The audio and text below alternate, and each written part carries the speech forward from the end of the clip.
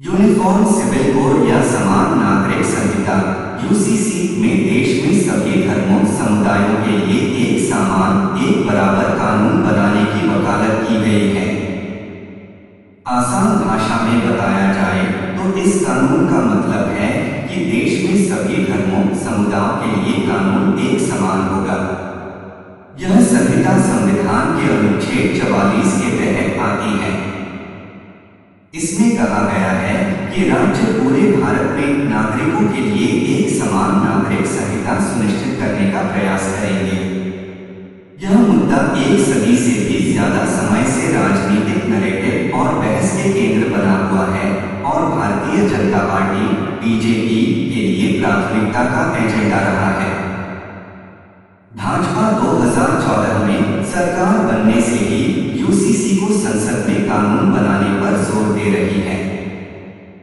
2024 चुनाव आने से पहले इस मुद्दे ने एक बार फिर जोर पकड़ लिया है।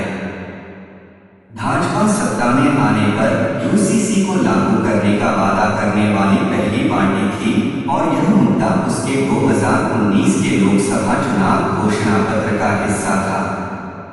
यूसीसी का इतिहास 100 साल से भी ज्यादा पुराना है। यूसीसी का इतिहास 19वीं शताब्दी में खोजा जा सकता है, जब शासकों ने अपराधों, सबूतों और अनुबंधों से संबंधित भारतीय कानून के संहिताकरण में एकरूपता की आवश्यकता पर बल दिया था। हालांकि तब विशेष रूप से सिफारिश की गई थी कि हिंदुओं और मुसलमानों के व्यक्तिगत कानूनों को इस तरह के कानून से बाहर रखा जाना चाहिए। ब्रिटिश क्योंकि एकेश्वरवादी ईसाई थे, इसलिए उनके लिए भारत में चल रही जटिल प्रथाओं को समझना मुश्किल था। साथ ही अंग्रेजों का मुख्य उद्देश्य से भारत से पैसा लूटना था, इसलिए वे किसी विवाद में नहीं पड़ना चाहते थे। भारत की स्वतंत्रता के बाद यूसीसी पर अलग अलग विचार थे।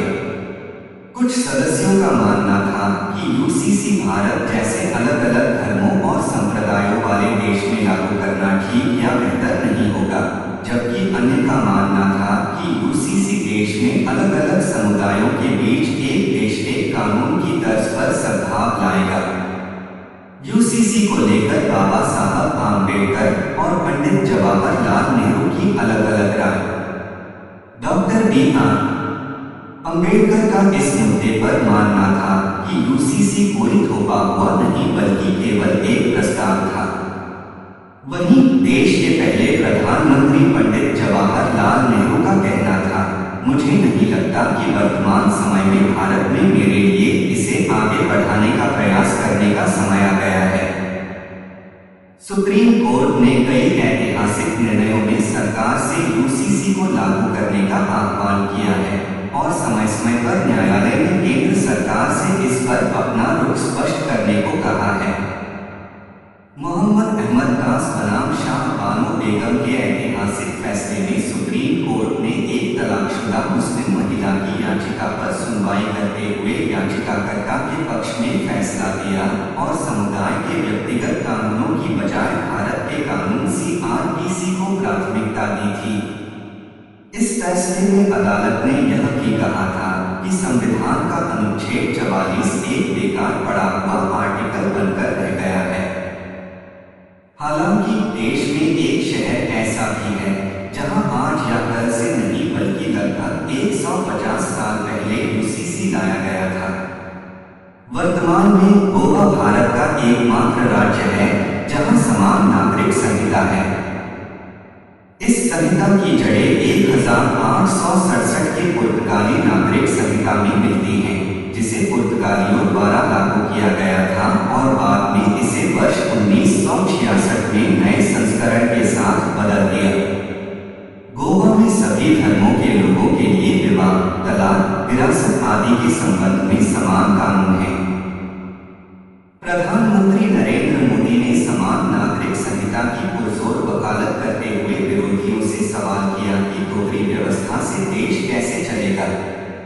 उन्होंने साथ ही कहा कि संविधान में भी सभी नागरिकों के लिए समान अधिकार का उल्लेख है। पीएम मोदी ने हाल ही में एक चुनावी रैली के दौरान कहा था कि भाजपा ने तय किया है कि वह विलुप्तीकरण और वोट बैंक की राजनीति के बजाय संतुष्टिकरण के रास्ते पर चलेगी। उन्होंने कहा था विपक्ष समान नागरिक संहिता के मुद्दे का इस्तेमाल मुस्लिम समुदाय को गुमराह करने और भड़काने के लिए कर रहा है। प्रधानमंत्री ने कहा कि भारतीय मुसलमानों को यह समझना होगा कि कौन से राजनीतिक दल उन्हें भड़काकर उनका फायदा लेने के लिए उनको बर्बाद कर रहे हैं। प्रधानमंत्री ने कहा था, हम देख रहे हैं समान नागरिक संहिता के नाम पर लोगों को भड़काने का काम हो रहा है। एक घर में परिवार के एक सदस्य के लिए एक कानून हो, दूसरे के लिए दूसरा, तो क्या वह परिवार चल पाएगा? फिर ऐसी दोहरी व्यवस्था से देश कैसे चल पाएगा? हमें याद रखना है कि भारत के संविधान में भी नागरिकों के समान अधिकार की बात कही गई है।